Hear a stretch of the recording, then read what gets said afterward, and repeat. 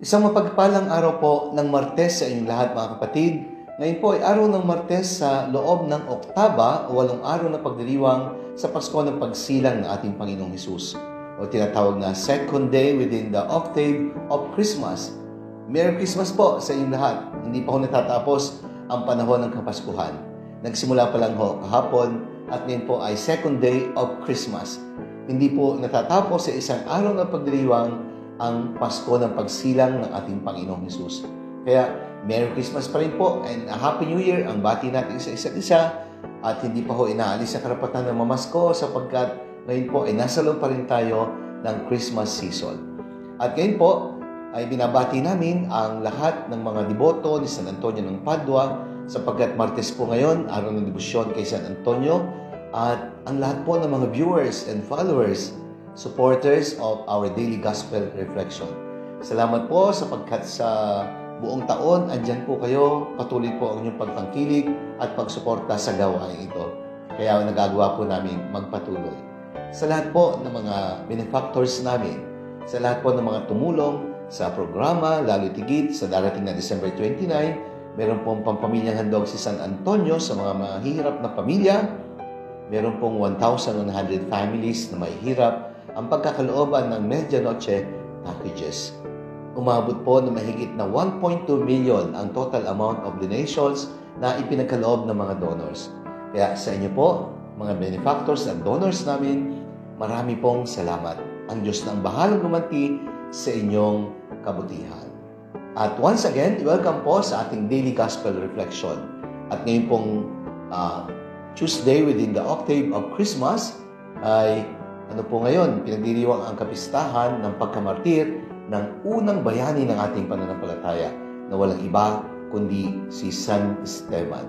Kaya ang title po ng aking reflection, The Joy and Pain of Christmas, The Martyrdom of Saint Stephen.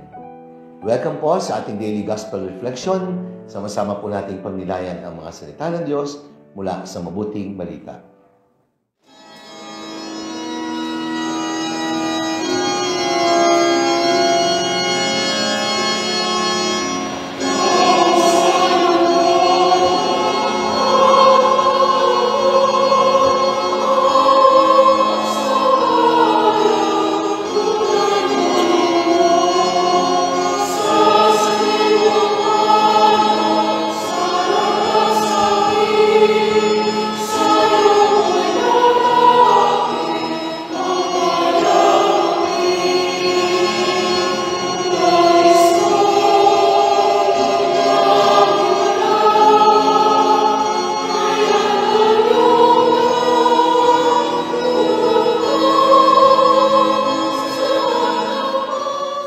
Mga kapatid, sa ikalawang araw sa loob ng 8 araw ng pagdiriwang sa Pasko ng Pagsilang at ngayon pong December 26, kapistahan ng pagiging martir ni San Esteban, pagninilayan po natin ang Ebanghelyo ayon kay San Mateo.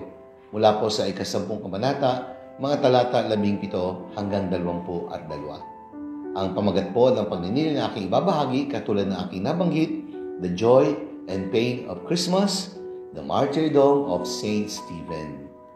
Mga minamahal kong kapatid, sa kwento ng unang pagbasa, dahil po sa napakahusay na pangangaral ni San Esteban, siya po ay binato hanggang sa mamatay. Sa kamay ng mga taliwas ang paniniwala sa katotohanan na ipinangaral ni San Esteban. Ito po ang inilalarawan sa kwento ng pagkamatay ni San Esteban. Sa unang pagbasa, ito po ang inilalarawan na bagamat nalagay sa panganib ang kanyang buhay dahil sa puot ng kanyang mga kaaway, siya po ay nanatili sa pagiging matatag. Hindi po siya natilan at siya ay nanatiling tapat sa turo at aral ng Panginoon. Literal na isinabuhay po ni San Esteban ang sinasabi sa ating Ebanghelyo. Kamumuhian kayo ng lahat dahil sa akin, ngunit sa pananatili ninyong matatag hanggang sa wakas, kayo ay mariligtas.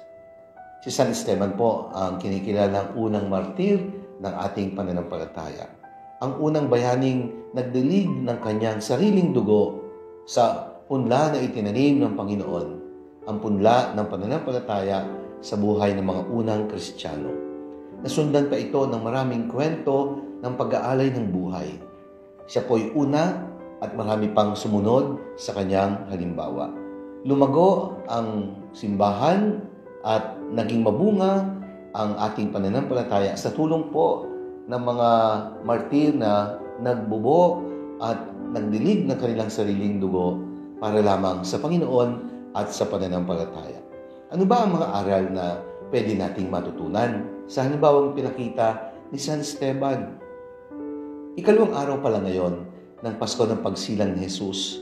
Subalit, bakit kamatayan agad ang pinagninilayan sapagkat ngayon ang martyrdom or the feast of martyrdom of Saint Stephen? Parang dalawang pagkain na hindi magkaulang, di ba?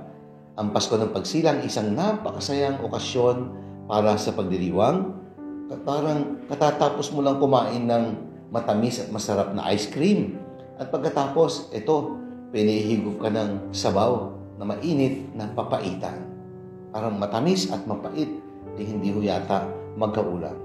And it seems like a very strange and incongruent thing, perhaps, to be celebrating the blood of a martyr very soon after celebrating the birth of our Lord Jesus.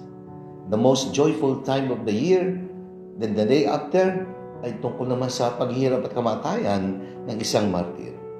Pero ang totoo, it is a helpful reminder to all of us what Christmas is all about and what Christian life is really all about. Kaya una po, tinuturo sa atin that God loves us so much that He is willing to give up everything for us.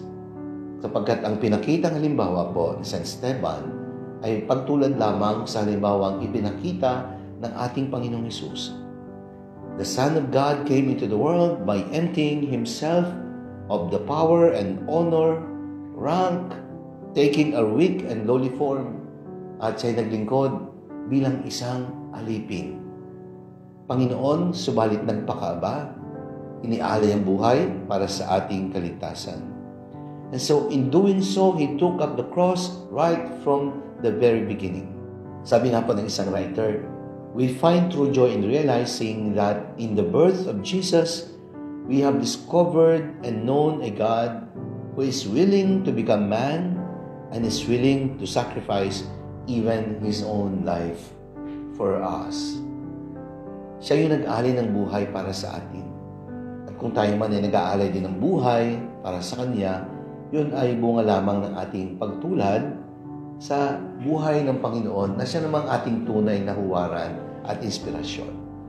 Pangalawa, Christmas is not a separate event from the sacrifice of Jesus on the cross.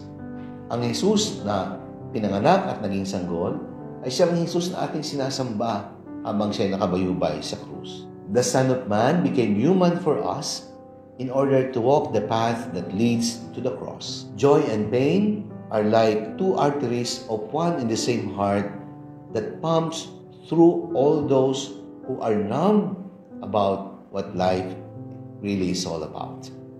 Without dark clouds in our lives, we would never know the joy of sunshine. Kaya nga po, we become unteachable without learning from our pains. Kaya marami po sa mga aral na itinuturo ng buhay ay nagagaling po sa mga masasakit at kuminsan ay mahirap na karanasan. It is only when we realize that Christianity is worth dying for that we start to realize that Christianity is also worth living for. Kaya mga kapatid, huwag natin kalilimutan na hindi pinuputol ang kasiyahang hatid ng Pasko ng Pagsilang ng pagdiriwang ng kapistahan ng pagiging martir ng unang bayani ng ating pananampalataya. Alalahanin natin na ang kamatayan ay kakambal na ng ating pagsilang. And the joy of Christmas is not a separate thing and event from the sacrifice of Jesus on the cross. Kaya mga kapatid, naway pagnilahin natin that during the Christmas season, we also realize the joy and pain of what it means to be a Christian. Manalangin tayo.